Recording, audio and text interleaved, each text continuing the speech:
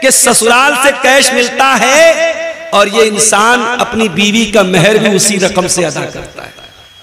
अरे बेगैरत, तुझे क्या जरूरत है शादी करने की? तू 4 चूड़ी पहन घर में बैठ। जब तेरे पास इतना दम नहीं है, जब तेरे पास इतनी ताकत नहीं है कि अपनी बीवी से निकाह करके उसको मेहर दे सके, तो तुझे कोई जरूरत नहीं शादी करने की। तो जिंदगी भर कुंवारा बैठ, चूड़ी पहन के बैठ जाता। ये बेगैरती है। ससुराल से पैसा लेके उससे मेहर दे रहे हो। शादी के मौके पर तेरे बदन की शेरवानी तेरे ससुराल के कपड़े की, दुल्हन का जोड़ा ससुराल के कपड़े का। तो तू किस लिए शौहर बना है? तू किस लिए निकाह कर रहा है? तू किस लिए इजाबो कबूल कर रहा है? तू बेगैरत है। तेरी शर्म और हया, तेरी गैरत को तेरे बाप ने जहेज के बदले गिरवी रख दिया। तो ये चल रहा है साहब। अहले हदीस हाथ बराबर सीने पर बांध रहे, आमीन पूरी बुलंद आवाज से बोल रहे हैं, मगर जहेज में बाइक चल रही है। और अगर दामाद थोड़ा हाई फाई है, हाई स्कूल का टीचर है, बिहार बोर्ड के मदरसे का सरकारी टीचर है, तब क्या पूछना है साहब?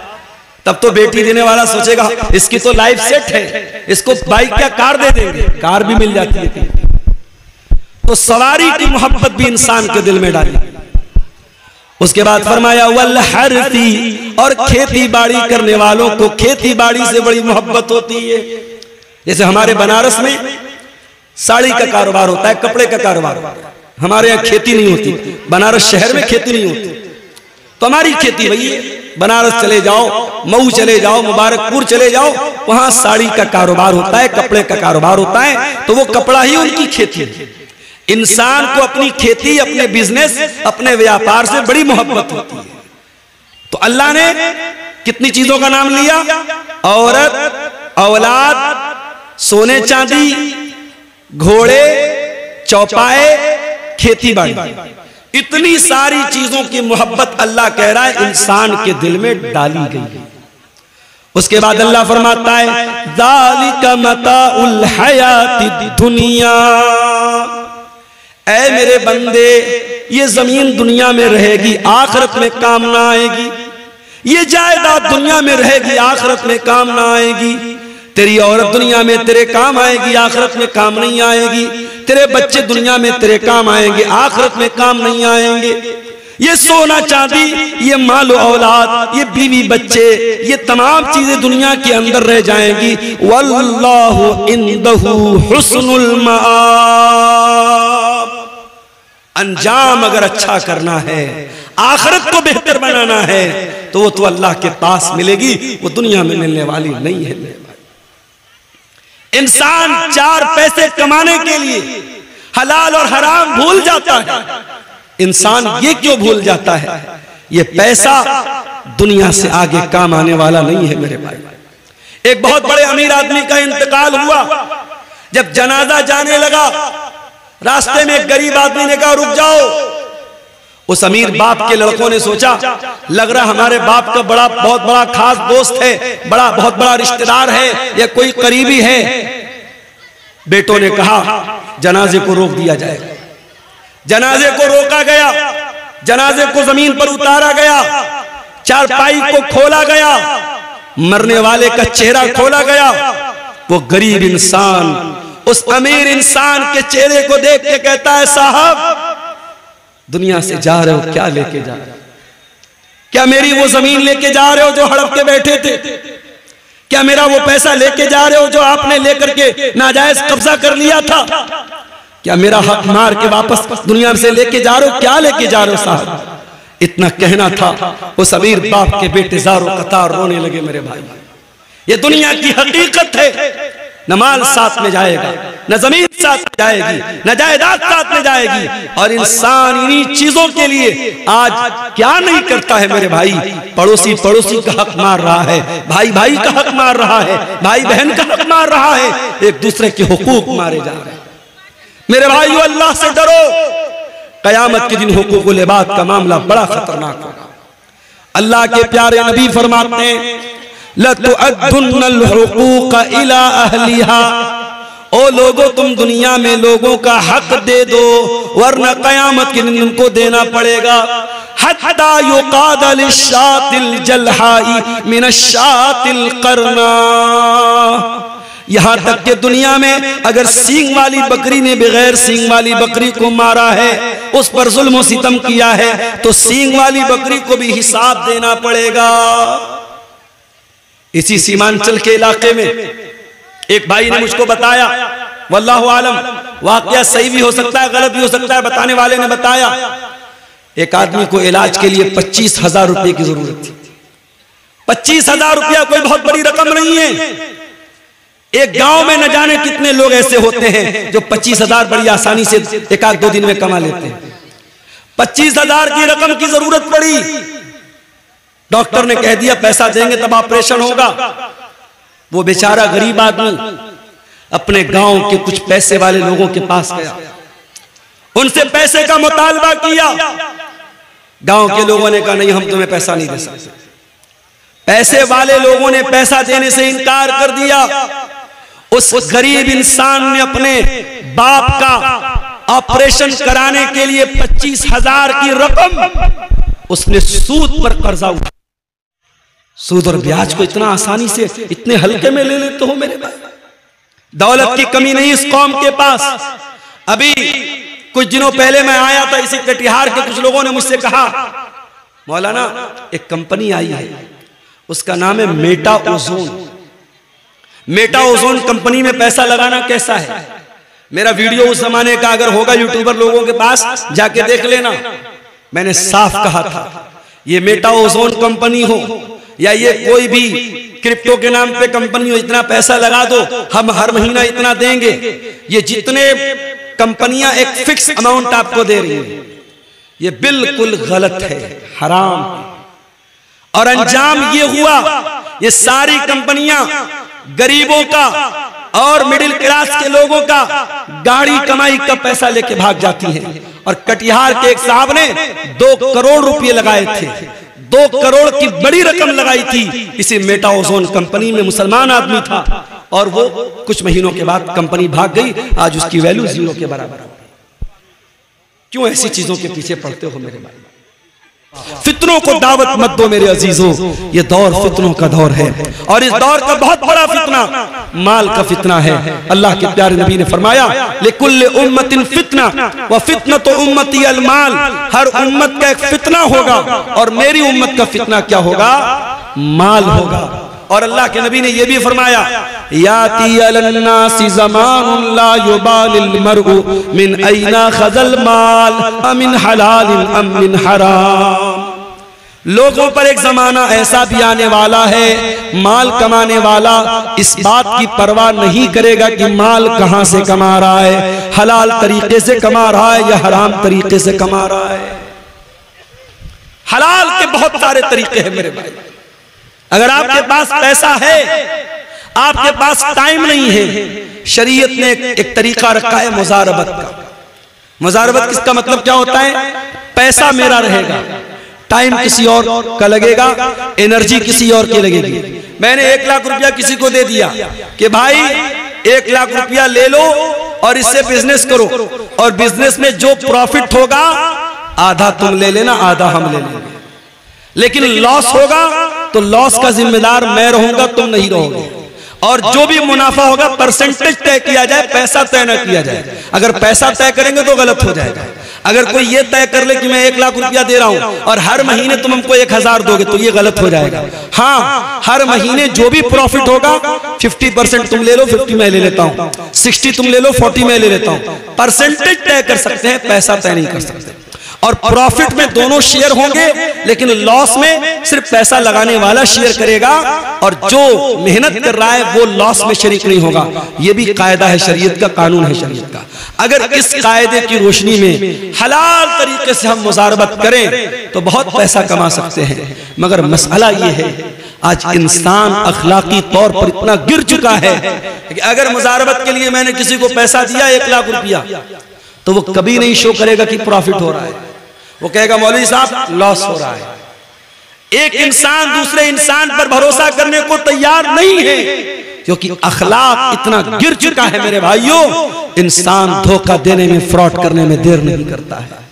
मुसलमान ये भूल गया उसके नबी का फरमान है, मन गश्शना फलैसा मिन्ना, जो धोखाधड़ी करे, जो फ्रॉड करे, जो अपने मुसलमान भाई के साथ गलत तरीके से व्यवहार करे, वो हम में से नहीं है।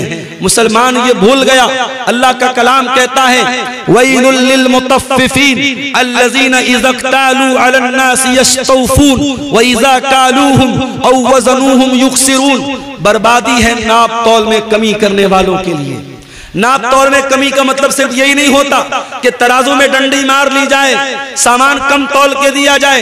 नाप तौल में कमी का एक मतलब यह भी है कि जब अपना फायदा नजर आए, अपना मफाद नजर आए, तो इंसान दोनों हाथों से फायदा वसूल ले, और जब सामने वाले को फायदा देने की बात आए तो इंसान रास्ता बदल दे, अपने लिए अलग मेयार और सामने वाले के लिए अलग मेयार। ये भी नाप तौल में कमी है मेरे भाइयों, और कुरान कहता है नाप तौल में कमी करने वालों के लिए बर्बादी है। और आगे बढ़िए, ये जो हराम कमाई होती है ना, ये हमारे बीवी बच्चों के ऊपर भी असर डालती है। अगर आपके घर में हराम कमाई आई है, यकीन कर लो मेरे भाई, आपकी बीवी से आपके रिश्ते पर भी असर पड़ेगा। बच्चे नाफरमान हो जाएंगे, माँ बाप की सेहत गिर जाएगी, घर का सुकून खत्म हो जाएगा। बाद सलफ कहते हैं कि मैं अपने गुनाहों का असर अपनी बीवी के अखलाक में और अपनी सवारी के फिसलने में महसूस करता हूं। जब मैं कोई गुनाह करता हूं तो अपनी सवारी के फिसलने में और अपनी बीवी के अखलाक में उसका असर महसूस करता हूं। हराम कमाई घर में आएगी मेरे भाई, आपकी जात पर, आपके बच्चों पर, आपके परिवार पर उसका असर पड़ेगा। आपको तो ये लग रहा है कि लाख रुपए पर मैंने 10,000 रुपया ब्याज कमा लिया, मगर मेरे रब का कलाम क्या कहता है, यमहकुल्लाहुर रिबा व युर्बिस सदक़ात। अल्लाह सूद और ब्याज को मिटाता है, अल्लाह सूद और ब्याज की बरकत को खत्म करता है, अल्लाह सदका खैरात को बढ़ाता है। तुम्हें यह लग रहा है मैंने मदरसे में 1,000 रुपया चंदा दे दिया, मेरा 1,000 कम हो गया, और तुम्हें यह लगता है कि मैंने 1,000 रुपया ब्याज के जरिए कमा लिया, मेरे अकाउंट में 1,000 रुपया बढ़ गए। तेरे कैलकुलेटर में बढ़ गया, अल्लाह के कैलकुलेटर में जो तू पैसा ब्याज से कमा रहा है वो बढ़ा नहीं है, वो घट रहा है। और हम देखते हैं मेरे भाई, जिन घरों में हराम की कमाई आती है, पैसे की दौलत की रेल पेल होने के बावजूद उन घरों में सुकून नहीं होता। उन घरों की लड़कियां बेपर्दा होने लगती हैं, उन घरों के लड़के बेहया होने लगते हैं, उन घरों का चैन और सुकून बर्बाद हो जाता है।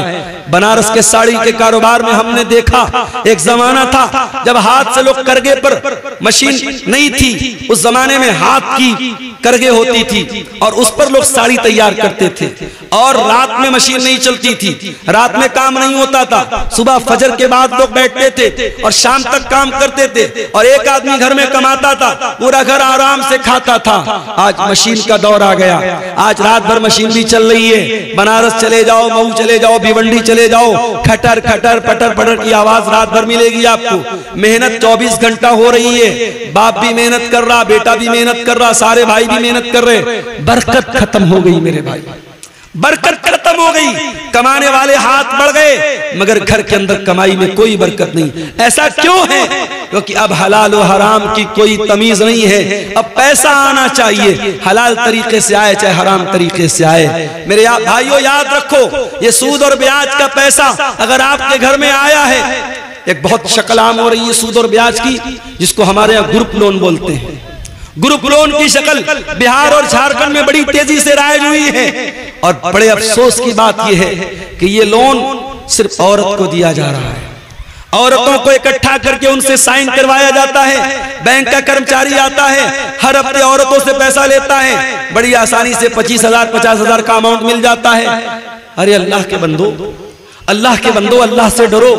तुम्हारे समाज में लाखों की तादाद में ऐसे लोग हैं, अगर चाहें एक कोऑपरेटिव तंजीम बना लें, एक कोऑपरेटिव बैंकिंग सिस्टम बना लें और बगैर ब्याज के ये छोटी छोटी रकम भरोसेमंद आदमी को तहकीक करने के बाद, जिसको कोई बिजनेस स्टार्ट करना हो, कोई काम स्टार्ट करना हो, ये 25-50 हजार की रकम देके काम स्टार्ट कर दें। शरीयत कहती है आप लोगों का काम शुरू करा दो, लोगों को भीख मांगने पर और लोगों को सूद खाने पर मजबूर मत करो। आज सूद और ब्याज, बड़ी मामूली रकम पर सूद और ब्याज खाया जा रहा है और घर की औरतों को उसमें इन्वॉल्व किया जा रहा है। हराम कमाई की एक शक्ल और भी है, और वो क्या है? किसी दूसरे की जमीन पर नाजायज कब्जा कर लेना। उत्तर प्रदेश में एक बहुत बड़े बाहुबली थे, अब इस दुनिया में नहीं है, मैं नाम नहीं लूंगा।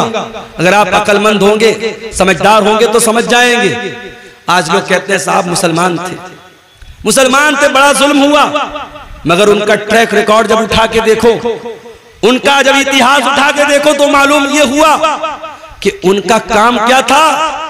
जिस जमीन पर हाथ रख दिया वो जमीन उनके बाप की हो गई, जमीन उनके बाप की हो गई, जमीन मुसलमान की हो, गैर मुस्लिम की हो। जहां पे वो साहब आ गए, चलो हटो भाई, फला के आदमी है, जमीन छोड़ दो, जमीन छोड़ दो। जिस खेत पे हाथ रख दिया वो खेत उनके बाप का, जिस जमीन पे हाथ रख दी वो जमीन उनके बाप की। और ये काम करने वाला सीना ठोक के मुसलमानों से कहता है मैं तुम्हारा लीडर हूं, मैं तुम्हारा लीडर हूं। ऐसे लीडर अगर हो, हमें नहीं चाहिए ऐसे लीडर, हमें नहीं चाहिए ऐसे लीडर जो लोगों के माल पर नाजायज कब्जा करें।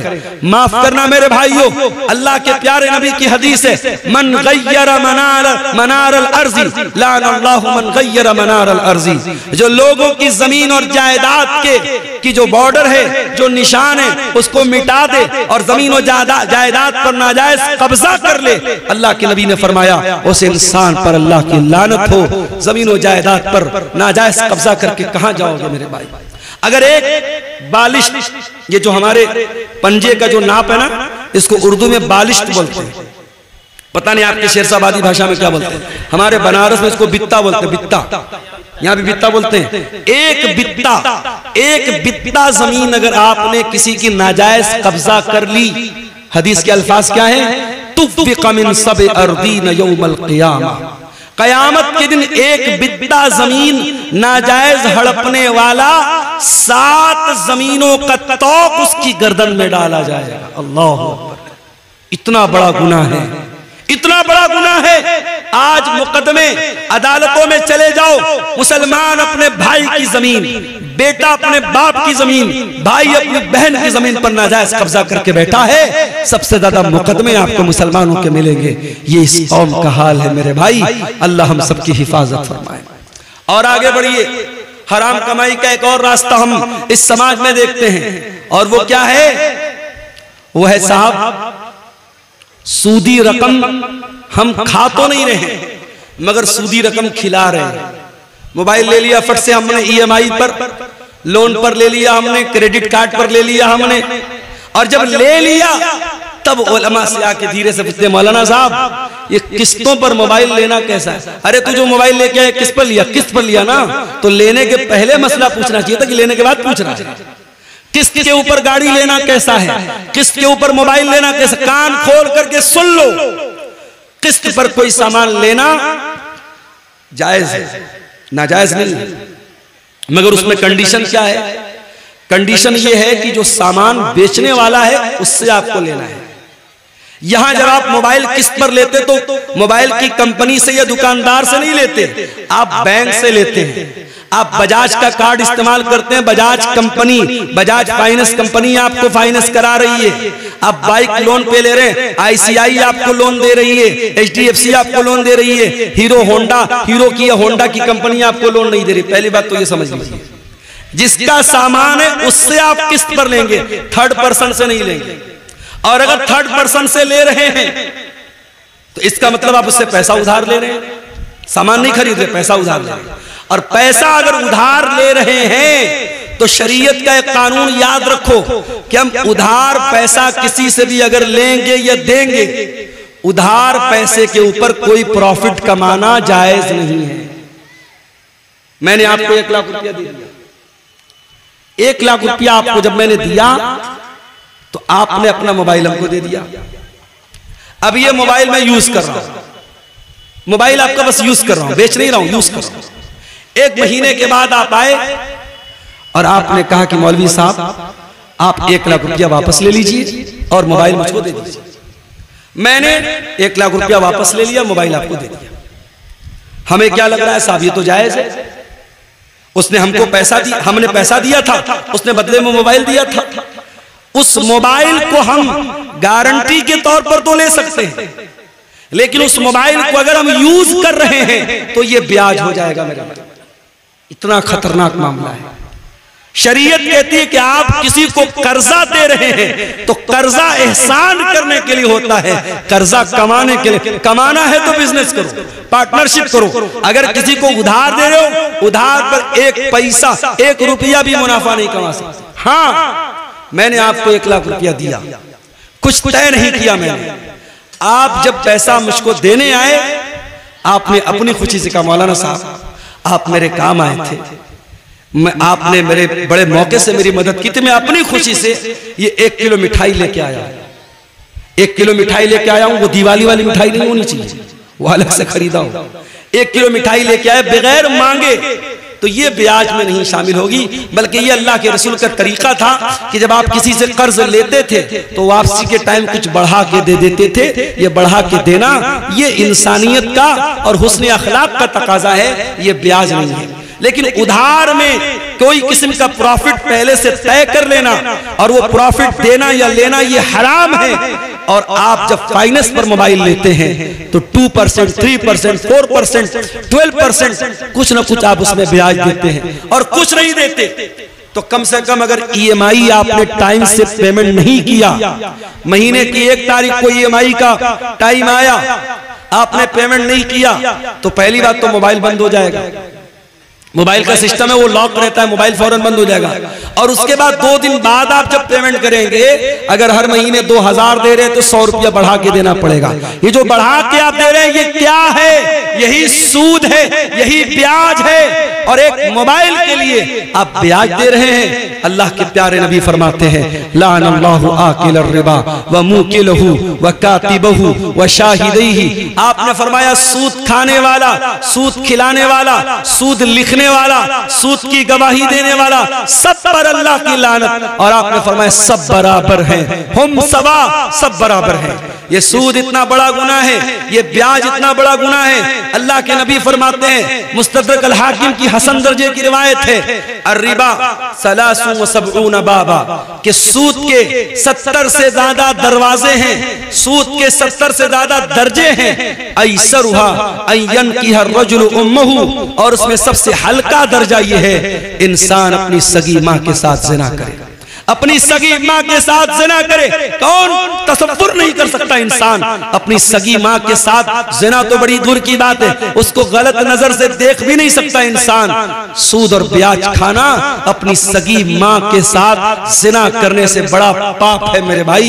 और ये पाप आज का मुसलमान धड़ल्ले से कर रहा है, रोजा नमाज करके कर रहा है, माथे पर सज्जे का निशान लगा के कर रहा है, चेहरे पर दाढ़ी रख के कर रहा है। खबरदार मेरे भाई, इस सूद और ब्याज से बाज आ जाओ, बाज आ जाओ। इस हराम कमाई से अपने घरों को, अपने दामन को बचा जाओ। और आगे बढ़िए मेरे भाइयों, सहाबे किराम को देखिए। हजरत अबू बकर सिद्दीक, उनका एक गुलाम था, वो एक मर्तबा खाने की कोई चीज लाता है, हजरत अबू बकर सिद्दीक को देता है। हजरत अबू बकर मुंह में डाल लेते हैं। वो कहता है अबू बकर क्या आपको मालूम है ये मिठाई जो मैंने आपको खिलाई ये कैसी थी? मैं दौरे जाहिलियत में लोगों की किस्मत का हाल बताया करता था, और आज मुझे वही उसी दौर का एक आदमी मिल गया जिसका काम कभी मैंने किया था, और उसी दौर के तोहफे के तौर पर ये मिठाई उसने दी थी जो मैंने ला के आपको दे दी और आपने खा ली। हजरत अबू बकर को जैसे ही अंदाजा हुआ कि ये कमाई हराम की है, उन्होंने फौरन अपने मुंह में हाथ डाला और उस मिठाई को, उस मीठी चीज को अपने हलक के नीचे उतरने न दिया, उल्टी करके कह करके बाहर निकाल दिया। ये सहाबे किराम थे। और यही नहीं, हमारे प्यारे नबी सल्लल्लाहु अलैहि वसल्लम अपने घर वालों को भी हलाल व हराम की बड़ी सख्ती से तालीम देते थे। आपके नवासे हजरत हसन रज़ी अल्लाह ताला अन्हु 5 साल के बच्चे हैं और मस्जिद के अंदर खेल रहे थे। खेलते खेलते मस्जिद के अंदर सदका की खजूरें आके रखी हैं, सदका की खजूर आके रखी है। हजरत हसन ने खजूर उठाई और खजूर उठा के मुंह में डाल ली। 5 साल के बच्चे को क्या पता कि खजूर कैसी है। उसको खजूर नजर आई, उसने उठाई, मुंह में डाल ली। नबी की नजर पड़ गई, नबी की नजर पड़ गई।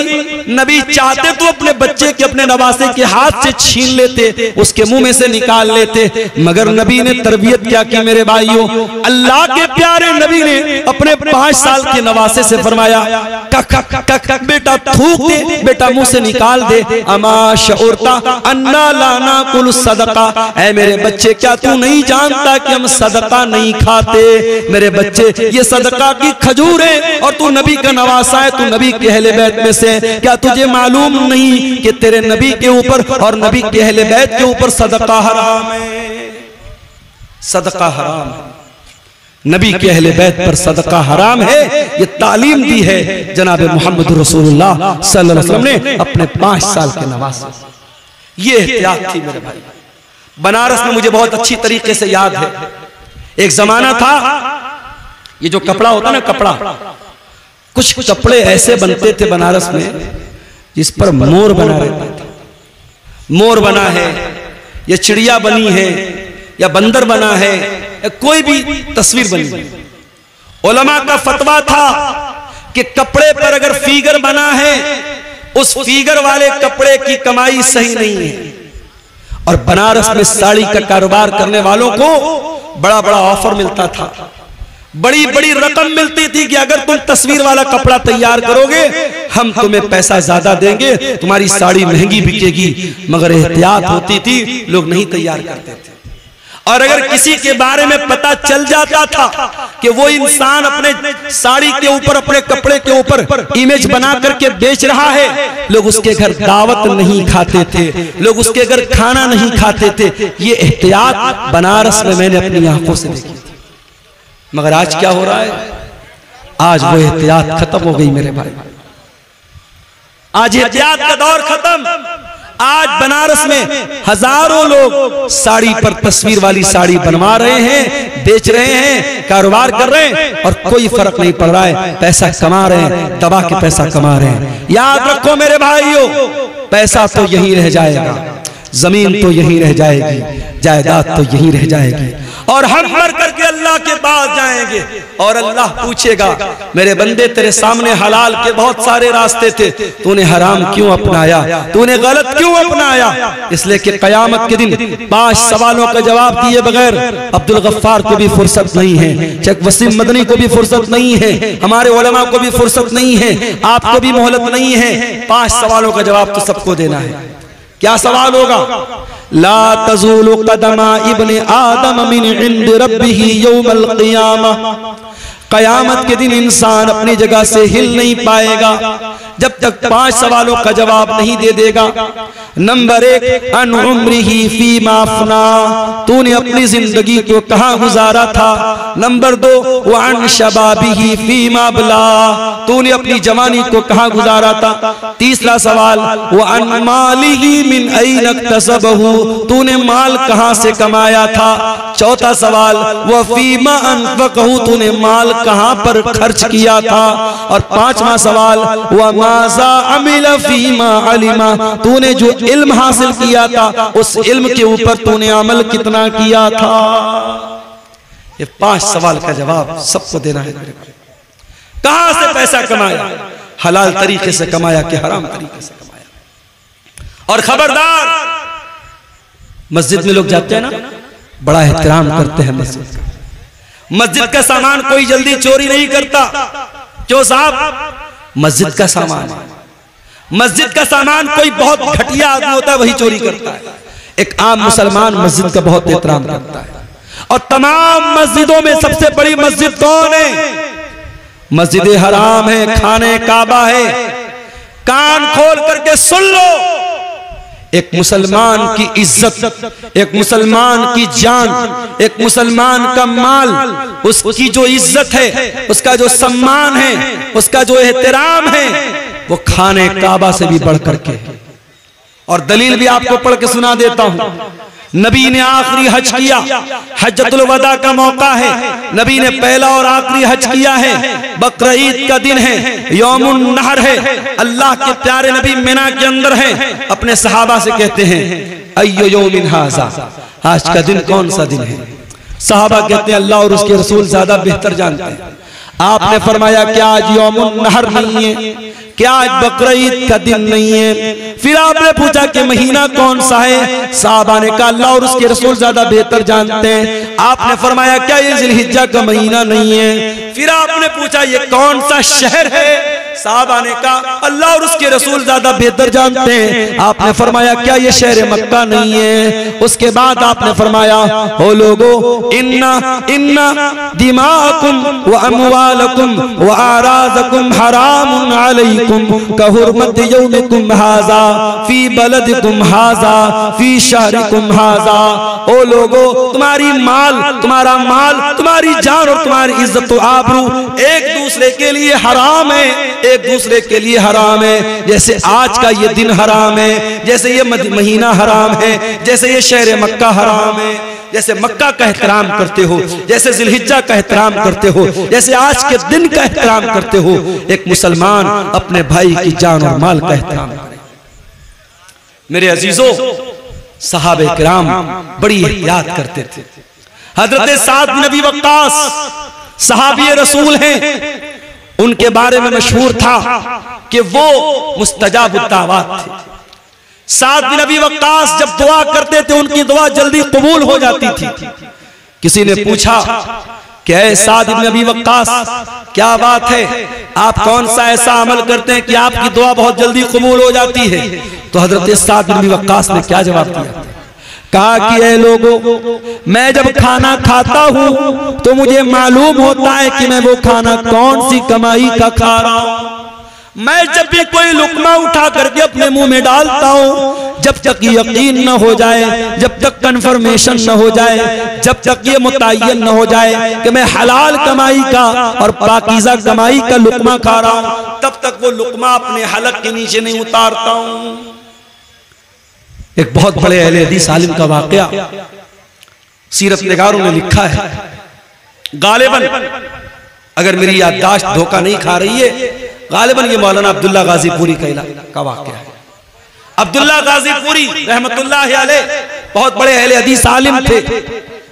उनको कहीं सफर पे जाना था, ट्रेन का टाइम हो गया, ट्रेन का टाइम हो गया, स्टेशन पर पहुंचे, इतना टाइम नहीं था कि टिकट खरीद सकते और सामने ट्रेन छूट रही थी। और उस जमाने में इतनी ट्रेनें नहीं थी कि चलो एक ट्रेन छूट गई तो दूसरी पकड़ लेंगे। मौलाना अब्दुल्ला गाजीपुरी साहब ने जल्दी से ट्रेन पकड़ी, ट्रेन पर सवार हो गए, मगर दिल ही दिल में ये एहसास हो रहा था मैंने टिकट नहीं खरीदा है, ये रेलवे की चोरी है, ये सरकार की चोरी है। जब मौलाना अब्दुल्ला गाजीपुरी की मंजिल आ गई, जब उन्होंने अपनी मंजिल पर वो उतर गए, तो जिस स्टेशन से वो वहां तक आए थे उस स्टेशन तक का उन्होंने टिकट खरीदा। हालांकि कोई टीटी नहीं था, कोई चेक करने वाला नहीं था, कोई टिकट को चेक करने वाला, कोई पकड़ने वाला नहीं था। कभी कभी ऐसा होता है, मैं बनारस से अभी पिछले हफ्ते की बात, एक प्रोग्राम था मेरा अररिया में। अब बनारस से मैं चला, इत्तेफाक से त्योहार का दिन था, ट्रेन पे रश बहुत था और पहले से मैंने रिजर्वेशन नहीं कराया था। अब उसके बाद जब मैं ट्रेन पे लोकल टिकट लेकर के, जनरल टिकट लेके जब मैं चढ़ा था, मैंने सोचा टीटी मिलेगा, उससे बात करूंगा और टिकट कटवा करके एसी में कहीं जगह मिल जाएगी तो एसी बैठ जाऊंगा। अब साहब रश इतना था कि ट्रेन में कहीं बैठने की जगह नहीं थी, टीटी का दूर दूर तक पता भी नहीं था। अब आपको मैं बताऊं कि बनारस से पटना तक तकरीबन 5 घंटे मैंने एसी जो बोगी होती है उसका जो बाथरूम होता है, बाथरूम के पास खड़े होकर के बैग मेरे पीठ पर लदा हुआ था, बैग लादे हुए 5 घंटे खड़े होकर के मैंने वो सफर किया। उसके बाद जब बीच में टीटी आया, टीटी ने कहा मुल्ला जी कहां जा रहे हो? मैंने कहा सर पटना जा रहा हूं, कोई सीट दे दीजिए, पैसा मैं दे दूंगा। कहा नहीं मुल्ला जी कोई सीट नहीं है, लेकिन आप एसी की बोगी के अंदर खड़े हैं, आपको फाइन कटवाना पड़ेगा। मैंने कहा सर मैं अंदर कहाँ खड़ा हूँ, बाथरूम के पास खड़ा होकर के जा रहा हूँ, टिकट तो है मेरे पास। कहा कि आप चूंकि एसी बोगी में चढ़े हैं आपको फाइन देना पड़ेगा। मैंने कहा जनरल में जाने लायक हालात नहीं है।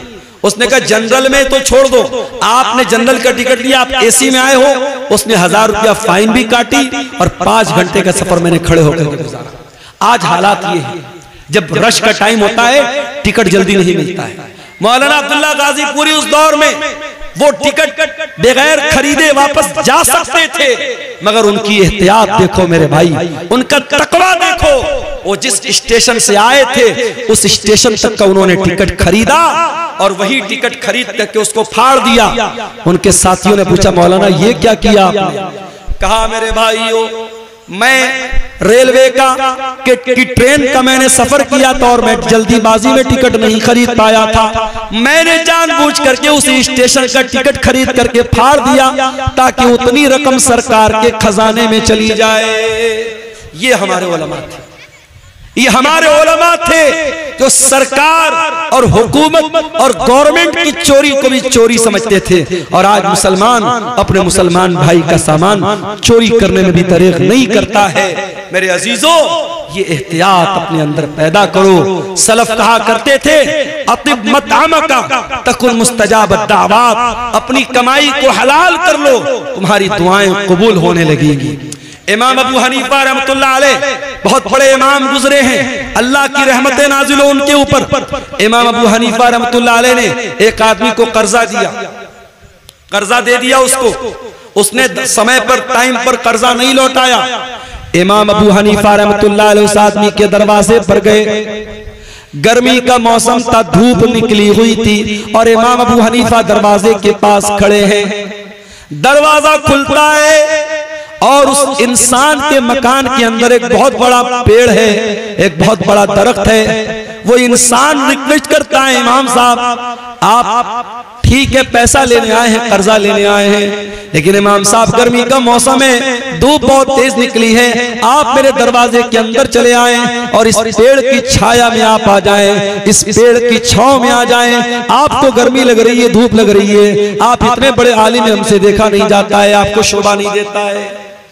इमाम अबू हनीफा कहते हैं ऐ मेरे भाई तूने अगर मेहमान के तौर पर बुलाया होता मैं तेरे घर में भी आया होता, तेरे पेड़ के नीचे खड़ा भी होता और एक गिलास पानी भी मैंने पिया होता, मगर मैं मेहमान बन के नहीं आया हूँ, मैं अपना कर्जा लेने के लिए आया हूँ। और मुझे इस बात का डर है अगर मैं तेरे मकान के अंदर दाखिल हो गया और तेरे पेड़ की छांव में मैं आ गया तो ये भी एक तरीके का प्रॉफिट हो जाएगा, ये भी एक तरीके का मुनाफा हो जाएगा। और मैंने चूंकि तुमको कर्जा दिया है और कर्जे पर अगर मैंने ये प्रॉफिट हासिल कर लिया, ये मुनाफा मैंने हासिल कर लिया, तो मुझे इस बात का डर है कि कहीं ये भी सूद और ब्याज में शामिल न हो जाए। अल्लाह कितना प्यारा हमारा दीन है मेरे भाई, कितना प्यारा हमारा दीन है। कितनी एहतियात करते थे हमारे असलाफ कि किसी को पैसा उधार दिया है तो उसके मकान के पेड़ की छांव में भी जाना उन्होंने गवारा नहीं किया। इमाम अहमद इब्न हंबल के पास एक औरत आती है, गौर से सुनना ये वाकया। इमाम अहमद इब्न हंबल के पास एक औरत आती है, ऐ इमाम अहमद इब्न हंबल एक मसला पूछने आपके पास आई। क्या मसला है? ऐ इमाम अहले सुन्नत, ऐ इमाम अहमद इब्न हंबल, मसला ये है कि मैं कपड़ा तैयार करती हूँ, कपड़ा बुनती हूँ और मैं दिन में भी काम करती हूँ, रात में भी काम करती हूँ। दिन में सूरज की रोशनी में काम करती हूँ, रात को मैं चिराग जला करके चिराग की रोशनी में काम करती हूँ। ऐ इमाम अहमद इब्न हंबल जब कपड़ा तैयार हो जाता है तो कपड़े की क्वालिटी में कुछ कपड़ा जो सूरज की रोशनी में तैयार होता है उसकी क्वालिटी थोड़ी अलग होती है और जो कपड़ा चिराग की रोशनी में तैयार होता है उसकी क्वालिटी में थोड़ा फर्क पड़ता है। ऐ इमाम अहमद इब्न हंबल मैं मसला पूछने आई हूँ, जब मैं ये कपड़ा मार्केट पे बेचने जाऊंगी, जब मैं इस कपड़े को बाजार में बेचने जाऊंगी तो क्या मुझे ये क्लियर करना पड़ेगा, क्या मुझको ये बताना पड़ेगा कि इस कपड़े का कौन सा हिस्सा मैंने सूरज की रोशनी में तैयार किया है और कौन सा कपड़ा मैंने रात के चिराग की रोशनी में तैयार किया है। इमाम अहमद इब्न हंबल हैरान हो गए, कहा कि है मेरी बहन, मसला मैं बाद में बताऊंगा, पहले मैं ये जानना चाहता हूं इतनी अल्लाह वाली, इतनी तकवा वाली तू औरत है कौन जो आकर के ये मसला पूछ रही है कि कपड़ा अगर सूरज की रोशनी में तैयार हुआ है और चिराग की रोशनी में तैयार हुआ है तो क्या कस्टमर को ये बताना पड़ेगा कि कौन सा कपड़ा सूरज की रोशनी में तैयार हुआ है और कौन सा कपड़ा चिराग की रोशनी में तैयार हुआ है। ऐ मेरी बहन, मैं जानना चाहता हूं तेरा घराना कौन सा है, तेरा खानदान कौन सा है, तो कौन से खानदान से ताल्लुक रखती है। उस औरत ने कहा, ऐ इमाम अहमद इब्न हंबल, मैं इमाम बिश्र अल हाफी की बहन हूं। उस दौर के एक बहुत बड़े इमाम थे इमाम बिश्र अल हाफी, मैं उनकी बहन हूं। हजरत इमाम अहमद इब्न हंबल ने कहा, वल्लाह मैंने बहुत तारीफ सुनी थी बिश्र अल हाफी की, आज देख लिया कि उनके घराने के अंदर कितनी दीनदारी है, कितना तकवा है, कितना अल्लाह का डर है, कितनी एहतियात है कि आज उनकी बहन आकर के मुझसे मसला पूछ रही है। मेरे प्यारे साथियों, एहतियात इसको कहते हैं, हलाल और हराम की चिंता इसको कहते हैं। आज तो हमारा मिजाज ये बन चुका है, बस पैसा आना चाहिए चाहे जैसे आ जाए, और यही वजह है आज रिश्तों की बरकत मेरे प्यारे साथियों खत्म हो चुकी है। आज जब लड़की देखने के लिए जब लड़के की मां जाती है तो क्या देखती है, लड़की की पर्सनालिटी कैसी है, लड़की कितनी खूबसूरत है, लड़की का घर और मकान कैसा है, लड़की कितना जहेज लेकर आएगी। काश हमने लड़की के घर वालों का तकवा देखा होता, लड़के की दीनदारी देखी होती और मुत्तकी और परहेजगार लड़की को बहू बना के घर में लाते तो शायद आज हालात वो न होते जो आज अपनी आंखों से हम और आप देख रहे हैं। हजरत उमर फारूक का वो वाक़या याद कीजिए। हजरत उमर फारूक अपने दौर में गश्त पर निकले, एक मकान के पास से गुजरते एक लड़की की आवाज आ रही है। लड़की की मां अपनी लड़की से कह रही है, बेटी दूध में उठ करके पानी मिला दे, सुबह हम दूध का कारोबार करने जाएंगे, दूध बेचने जाएंगे, रात बहुत हो चुकी है, तू जल्दी से दूध में पानी मिला दे। लड़की कहती है, अरे अम्मी जान, क्या आपको पता नहीं है अमीरुल मोमिनीन का ऑर्डर आया है, हजरत उमर का हुक्म आया है, दूध में पानी मिलाना जुर्म है, दूध में पानी मिलाना अपराध है, हमें मार्केट में शुद्ध दूध बेचना है, हमें प्योर दूध बेचना है, हमें खालिस दूध बेचना है, हमें दूध में कोई मिलावट नहीं करनी है। मां ने कहा, बेटी यहां कौन सा उमर हमको देख रहा है, या कौन सा उमर देख रहा है, रात का सन्नाटा है, रात का टाइम है, अंधेरा है, ऐ मेरी बच्ची तू जाके दूध में पानी मिला दे, उमर को पता भी नहीं होगा कि हम क्या कर रहे हैं। बेटी ने कहा, मेरी प्यारी अम्मी जान ठीक है, हजरत उमर फारूक हमको नहीं देख पा रहे हैं, उनको पता भी न चलेगा, फ़इन्ना रब्ब उमर यराना, अगर उमर हमको नहीं देख रहे हैं, ऐ अम्मी जान उमर का रब तो हमको देख रहा है। ऐ मेरी प्यारी माँ, अमीरुल मोमिनीन नहीं देख पा रहे हैं लेकिन रब्बुल आलमीन तो देख रहा है, अल्लाह तो देख रहा है, अल्लाह को क्या जवाब देंगे। मेरी प्यारी माँ तो इस सवाल का जवाब दे दे, मैं दूध में पानी मिलाना मैं दूध में पानी मिलाने के लिए तैयार हो जाऊंगा। जब बेटी ने ये जवाब दिया, माँ खामोश हो गई। मेरे भाइयों, तरबियत करो तो ऐसी करो कि आपके बच्चे जहां आपसे गलती हो, आपके बच्चे आपकी का सुधार कर दें, आपकी इस्लाह कर दें। बेटी ने जब ये जुमला कहा है, माँ खामोश हो गई। हजरत उमर फारूक ने मकान का नंबर नोट कर लिया, मकान की निशानी नोट कर ली, घर आए, सुबह को सारे बच्चों को इकट्ठा किया, कहा है मेरे प्यारे बच्चों, कल जब मैं रात में गश्त पर निकला था, मैं एक लड़की के मकान के पास से गुजरा था, मैंने लड़की की और उसकी माँ की बातचीत को सुना है। मेरे बच्चों, मैं नहीं जानता वो लड़की कितनी खूबसूरत है, मैं नहीं जानता वो लड़की कौन से खानदान से उसका ताल्लुक है, मैं नहीं जानता उसका हसब व नसब कैसा है, इतना जानता हूँ वो लड़की बहुत अल्लाह वाली है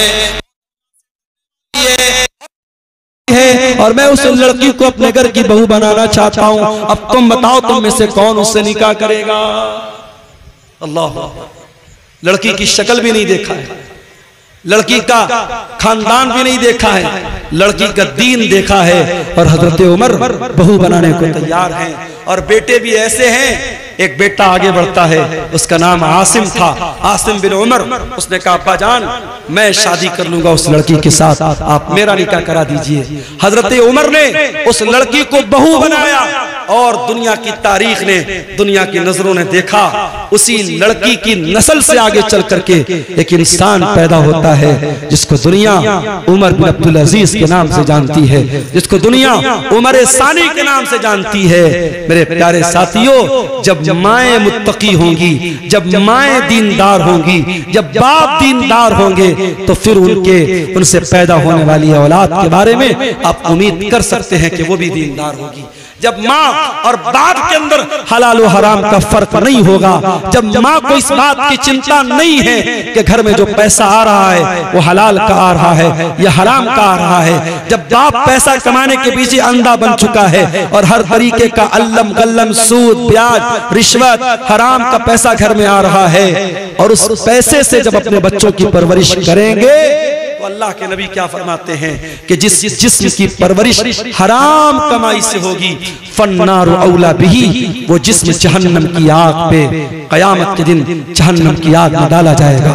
मेरे अजीजों, अपने बच्चों को हराम कमाई से बचाओ, अपने बच्चों को हलाल कमाई खिलाओ, अपने बच्चों के बदन में हलाल कमाई का खून दौड़ाओ। हमारे नबी ने सारी जिंदगी हलाल और पाकीज़ा चीजों को खाने की तालीम दी है।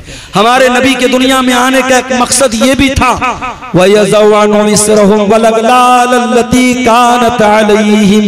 मेरा नबी हलाल चीजों को तुम्हारे लिए, पाकीज़ा चीजों को तुम्हारे लिए हलाल करने आए थे। मेरे नबी नापाक चीजों को तुम्हारे लिए हराम करने आए थे, और मेरे नबी तुम्हारे कंधे के ऊपर, तुम्हारे ऊपर जो जंजीरें थी, जो बेड़ियां थी, उन बेड़ियों से तुमको आजाद करने के लिए दुनिया में आए थे। नबी आए थे इसीलिए ताकि हराम चीजों की बेड़ियों और जंजीरों से हमें आजाद कर दे। मेरे भाइयों, हराम कमाई की इन जंजीरों से अपने दामन को बचा लो। आज वल्लाह हमारे घरों के सुकून को ये हराम कमाई बर्बाद कर रही है। और मैं फिर से कहता हूं, हर हराम का एक हलाल अल्टरनेट शरीयत में मौजूद है। आप सूद और ब्याज अगर हराम है तो आप ये मत समझिए कि मौलवी साहब अगर सूद हराम है तो हमारे पास पैसा है तो हम क्या करें। मैंने उसका हलाल अल्टरनेट आपको बताया, आप मुजारबत कीजिए, आप पार्टनरशिप पर कारोबार कीजिए, हलाल तरीके से बिजनेस कीजिए। अगर आप सूद पर कर्जा का लेन देन नहीं करते हैं, बगैर सूद के आप कर्जे का लेन देन कीजिए। आज बहुत सारे शहरों में इस्लामी बैतुल माल कायम है और बहुत सारे लोग मिल करके उसमें ताउन करते हैं, और छोटे छोटे अमाउंट जो गरीब लोग होते हैं, जो मिडिल क्लास के लोग होते हैं, जिनको छोटा मोटा काम करने के लिए पैसे की जरूरत पड़ती है, उनको सूद और ब्याज से बचाने का ये काम आप कर सकते हैं। और याद रखो मेरे भाइयों, ये बड़े बड़े जलसे कराने से बड़ा काम है। सीमांचल के इस इलाके में जिस तेजी से सूद और ब्याज का पंजा, सूद और ब्याज अपना पंजा गाड़ रहा है, इस माहौल में हमें और आपको ये काम करने की जरूरत है। और मैं जानता हूं सीमांचल के, मैं उन इलाकों में भी गया हूं, अररिया के इलाके में मैं गया, पटना से बाई कार में गया था, 7 घंटे मुझको लगे थे। इतना खराब रास्ता था, टेढ़ा मेढ़ा पुल था। पुल जब खत्म हुआ, जब गांव आया तो गांव जाने के लिए एक बड़ा मामूली सा पुल बना हुआ था जिस पर सिर्फ पैदल या बाइक से जा सकते थे। 4 व्हीलर को इस पार हम लोगों ने रोका, बड़ी मुश्किल से सफर तय करके वहां हम पहुंचे थे। बड़े पिछड़े हुए इलाके भी हैं, कुछ सरकारों की भी मेहरबानी है, रास्तों का बड़ा मामला खराब है, मगर किसी सीमांचल के इलाके में शादी ब्याह पर लाखों करोड़ों खर्च करने वाले लोग भी मौजूद हैं। और अभी जैसा कि मैंने बताया कि एक हराम कंपनी में 2 करोड़ की रकम एक मुसलमान ने लगाई थी। अगर हम हराम चीजों में 2-2 करोड़ रुपया लगा सकते हैं तो मेरे भाई एक ऐसी चीज, एक तंजीम आप बना लें, एक बैतुल माल आप बना लें, और समाज के ज्यादा नहीं 100 लोग मिल करके अगर 1000-1000 रुपया भी इकट्ठा करके उसमें इन्वेस्ट करें, 1 लाख रुपया उन्होंने उसमें डाल दिया, 100 लोगों ने मिल करके 1000-1000 डाला, 1 लाख रुपया आ गया। अब इस 1 लाख का आपको क्या इस्तेमाल करना है? कोई भी गरीब आदमी जिसको 10,000 5,000 रुपए की जरूरत है, आप पहले वेरीफाई कर लें, तहकीक कर लें, उस इंसान के कुछ पेपर वगैरह ले लें ताकि वो बेईमानी ना कर सके और बगैर ब्याज के उसको पैसा दें। ये काम आप अगर करें, वल्लाह बता रहा हूं, बहुत सारे घरों में ये जो ग्रुप लोन है, ये जो बंधन लोन है और ये छोटे छोटे अमाउंट जो लोन पर लिए जा रहे हैं और हमारे मुसलमानों के गरीब घरों को सूद और ब्याज की चक्की में पीसा जा रहा है, ये लानत मेरे भाइयों खत्म हो सकती है। बस कदम आगे बढ़ाने की देर है। मैं इसी कटिहार के इलाके में गांव के लोगों ने मुझे बताया कि वहां मस्जिद और ईदगाह बनाने की बात आई। गांव के लोगों ने बहुत छोटा अमाउंट, शायद 100 रुपया या कितना 10 रुपया शायद बता रहे थे कि एक परिवार में जितने लोग हैं हर आदमी की तरफ से 10 रुपया देना है। हर आदमी, एक परिवार में अगर 10 लोग हैं तो 100 रुपया देना है, परिवार में 7 लोग हैं 70 रुपया देना है। 10-10 रुपया इकट्ठा करके हर हफ्ता कई लाख रुपए उस गांव के लोगों ने इकट्ठा किया, कब्रिस्तान की जमीन खरीदी, ईदगाह की बाउंड्री की और अभी और भी काम वो लोग करने जा रहे हैं। आपके करीब के किसी गांव के लोगों ने मुझे बताया। तो ये काम, इस तरीके के काम हम कर सकते हैं मेरे भाइयों। आपको कदम बढ़ाने की और हिम्मत करने की जरूरत है। मैं जानता हूं शेरशाबादी कौम के अंदर अल्लाह ताला ने बहुत सलाहियत दी है। इस सलाहियत का सही इस्तेमाल कीजिए। अपने समाज में होने वाली बुराइयों से मेरे भाइयों अपने आप को बचाइए।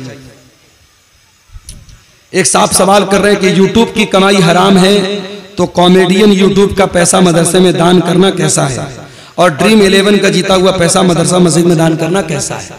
जाहिर है अगर मदरसे वालों को पता है कि ये पैसा ये हराम कमाई का दर है, मदरसे वाले ना ले, और अगर मदरसे वालों को नहीं पता और मदरसे वालों ने ले लिया तो उनका लेना तो गलत नहीं है, मगर देने वाले को कोई सवाब नहीं मिलेगा।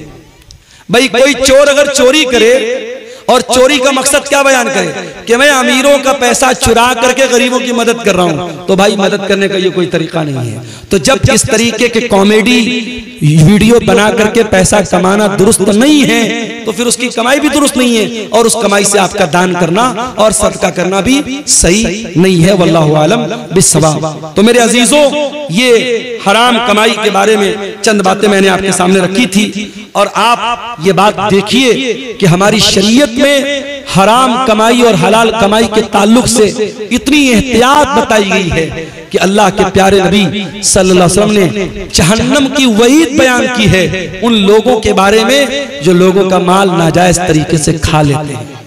मैं आखिरी हदीस सुना करके बात खत्म करता हूं। अल्लाह के नबी ने सहाबा से कहा कि ऐ मेरे सहाबा, क्या तुम जानते हो मुफलिस कौन है, गरीब कौन है? सहाबा ने कहा अल्लाह के नबी, अल्लाह और उसके रसूल ज्यादा बेहतर जानते हैं, आप ही बता दीजिए। आपने फरमाया मेरी उम्मत के अंदर गरीब आदमी वो होगा, मेरी उम्मत में मुफलिस इंसान वो होगा जो कयामत के दिन रोजा, नमाज, ज़कात सब लेकर के आएगा। वयअती क़द शतम हाज़ा व ज़रब हाज़ा व अकल माल हाज़ा व क़ज़फ़ हाज़ा, किसी का माल हड़पा होगा, किसी को गाली दी होगी, किसी पर तोहमत लगाई होगी, किसी पर बहतान लगाया होगा, हराम तरीके से लोगों का माल कमाया होगा। उस इंसान के बारे में अल्लाह के नबी फरमाते हैं उसकी नेकियां हकदारों को दे दी जाएगी। कयामत के दिन दुनिया की करेंसी नहीं चलेगी। यहाँ गांधी जी के फोटो वाला नोट चल रहा है, आखिरत में नोट नहीं चलेगा।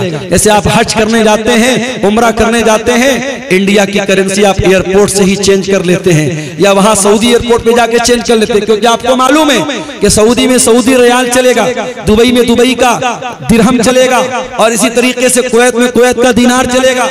आखिरत में जो करेंसी होगी मेरे प्यारे साथियों, वो नेकी और गुनाह की करेंसी होगी। अगर हमने किसी का हक मारा है, उसकी हमारी नेकियां उसको दे दी जाएंगी, और जब हमारी नेकियां खत्म हो जाएंगी, अल्लाह के प्यारे नबी फरमाते हैं फ़इन फ़नियत हसनातुहु, अगर उसकी नेकियां खत्म हो जाएंगी और फिर भी हकदारों का हक बाकी रह जाएगा तो क्या किया जाएगा? फिर उन लोगों के गुनाह इसके ऊपर लादे जाएंगे जिनका हक इसने मारा है, जिनकी जमीन को इसने हड़पा है, जिनको गाली दी है, जिनको बुरा भला कहा है, जिन पर तानो तशरीह की है, उनके गुनाह इसके ऊपर लादे जाएंगे। और वो इंसान जो दुनिया से नेकी का पहाड़ लेके आया था, अब गुनाहों के बोझ के नीचे दबा होगा और सुम्मत तुरहा फिन्नार, फिर उसको जहन्नम के अंदर फेंक दिया जाएगा और डाल दिया जाएगा। इसलिए मेरे अजीजों, हराम कमाई से अपने दामन को बचा लो। मैं फिर से वही आयत पढ़ रहा हूँ जो खुतबा मसनूना के बाद मैंने पढ़ी थी, या अय्युहल लज़ीना आमनू कुलू मिम्मा फिल अर्ज़ि हलालन तय्यबा, ऐ ईमान वालो जमीन में जो हलाल चीजें हैं, जो पाक चीजें हैं, उनको खाओ और अल्लाह का शुक्र अदा करो अगर तुम अल्लाह की इबादत करते हो। हलाल और हराम कमाई के ताल्लुक से ये चंद बातें आपके सामने रखी गई हैं। हम रब्बुल आलमीन से दुआ करते हैं, इलाही आलमीन तू हमें हर किस्म की हराम कमाई से बचने की तौफीक अता फरमा। रब्बुल आलमीन सूद और ब्याज की लानत से पूरे सीमांचल के इलाके को तू पाक कर दे।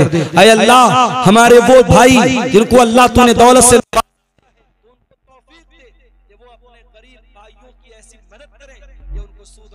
सहारा न लेना पड़े। ऐ अल्लाह जो लोग किसी भी तरीके से हराम कमाई की लानत में मुलव्विस हैं, ऐ अल्लाह उनको अपनी जिंदगी में तौबा करने की तौफीक अता फरमा, उनको हराम कमाई से